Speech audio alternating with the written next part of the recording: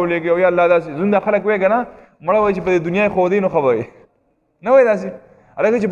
په دنیا باندې ښودې که نه چې مړه د ټولو خلکو ته ښکاره شوی نو الله رب العزت ډېر رحیم او کریم ډېر پردناک ذات دی ستار ذات دی ستار العیوب دی د انسانانو دا عیوب او دا کومې کمی دي نو دا الله رب العزت څه کوي د باندې پرده ورچوي کنې که چېرې الله رب العزت ښکاره کولی نو سم خیال دی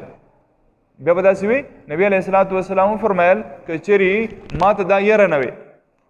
یره نه وي چې تاسو به د خپل مړي ښخول پرېږدئ نو بابا الله رب العزت ته سوال کړی و چې تاسو ته یې د دې مړو د عذاب ښکاره کړی وي د قبر د عذاب چې داسې عذاب وي نو سم خیال دی که په یو قبر کې داسې ماران ښکاره شو لړمانان پکې ښکاره شو چې کوم په حدیثو کې راغلی دي چې د یو خچر مطابق چې کوم دی یو لړم وي نو بیا به څوک ښکاره شي لکه د فرشتو په باره کې چې راځي چې د هغو سره د وسپنې ګروزونه دي او د سترګو نه یې اور خیږي د وسپنې نوکونه یې دي نو سم خیال دی که دا یو فرشته ښکاره شوی په قبر کې نو بیا به څوک قبر له لاړ شي اوس دا یې صرف کرونا وایرس خبره ده او 3-4 کسان ولاړي جنازه کوي او څوک یې لمبه هم نه نو دا خو الله رب العزت دا څیزونه پټ ساتلي دي او دقې د ایمان بالغیب وایي لقضی الیهم اجلهم نو الله رب العزت فرمایي که ستاسو په غوښتنه باندې وي نو دا فیصله خو اوس وختي شوی وي ځکه چې تاسو خو د وخت نه غواړئ چې عذاب دې راشي فنظر الذین لا یرجون لقاءنا نو الله رب العزت فرمایي چې پرېږدئ هغه کسان چې کوم زما د ملاقات یقین نه لري یعنې دا کافران زما د ملاقات یقین نه لري نو د دونه به قلار شي بس پرېږدئ په خپل سرکشۍ کې به سرګردانئ او بیا الله رب العزت په دې مخکې آیتونو کې فرمایي واذا مس الانسان ضره کله چې انسان ته یو تکلیف ورسي نو دعانا لجنبه بیا دې ته نه ګوري چې یاره دا ټیم څه دی څه کومه ځو څنګه وغواړم بس دې په خپله باندې اټومیټیکلي ده ته پته ولګي چې یاره اوس د غوښتو ټیم دی نو دې په ملاسته باندې هم د الله نه غواړي په ناسته هم د الله نه غواړي او په ولاړه هم د الله نه غواړي په هر وخت کې دې بس صرف تاسو به خیال کړي که کله چې بچا باندې تکلیف او سخته راشي هلکه بھائی خطونه راته وښیه یاره مسله خطرناکه ده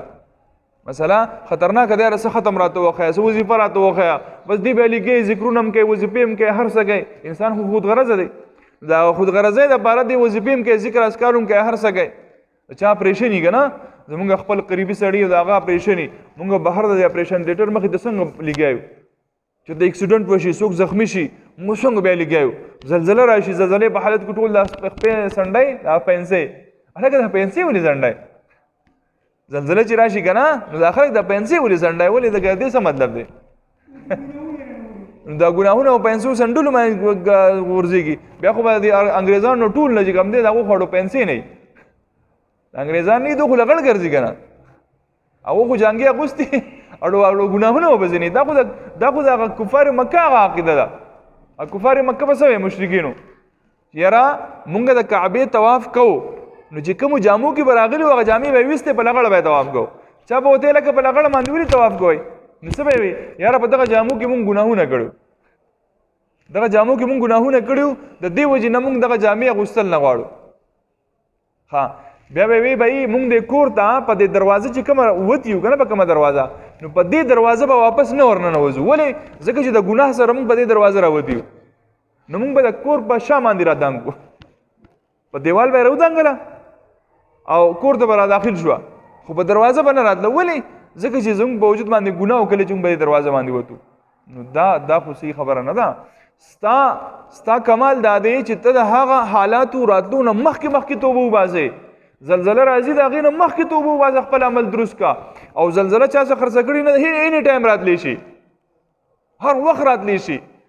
او د زلزلې په ګډو ضرورت هم نشته الله رب العزت خو هغه ذات دی چې په یو امر کن سره چې صرف یې حکم وفرمایو د ټولې دنیا نه به یې ساګانې اخیستې علما مفسرین فرمایي که نه چې د اسرائیل علیه السلام ملک الموت چې کوم دی دا د ټولو خلکو نه روح اخلي که نه او د ټولې دنیا د روحونو ورته داسې دی لکه په پلیټ کې چې دانې پرتې وایي دا اسرائیل علیه السلام د مرګ دا فرشته دا چې د ټولو نه کله روح واخلي او کله د په خپل نمبر راشي نو په کائنات کې به هیڅوک موجود نه صرف به اسرائیلي او صرف به الله بس هر چاله مرګ راشي ختم نو الله رب العزت با دی اسرائیل د مرګ د فرشتې ته فرمایي چې څوک باقی دی من باقیه دی بوته چې الله بره ته باقی او لاندې زه باقی یم ته مې خالق یې او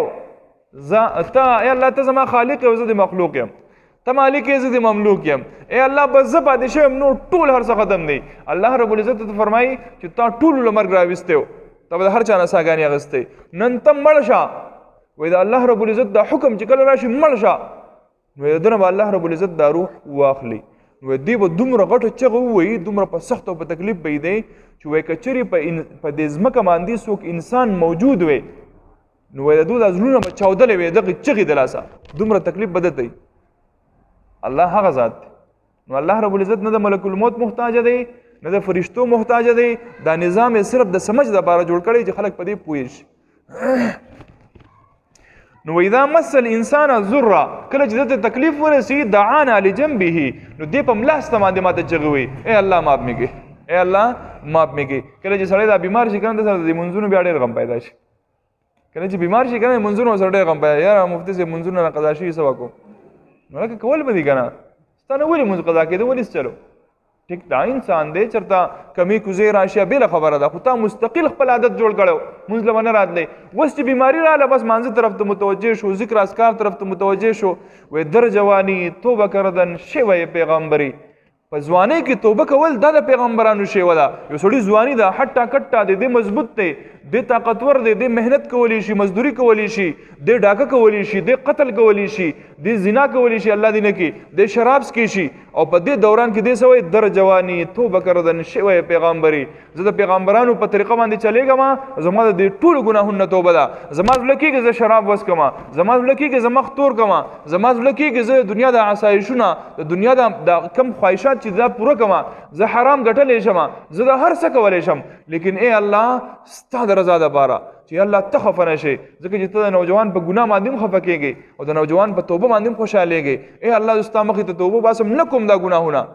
الله رب العزت په دې باندې خوشحالېږي. او وایي کله چې شیر بوډا شي که نه، شیر ازمري هم بوډا شي، نو دی هم بیا بزرګ شي،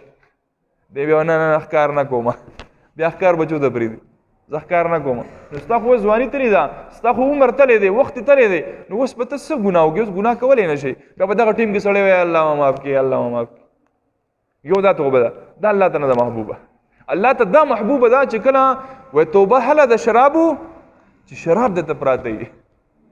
شراب څکې شي او ته وایي چې نه څکمه. او چې یو سړی داسې دی چې به هغه ته شراب نه میلاوېږي، دی وایي یاره مړ زما نه دی خوښ ما،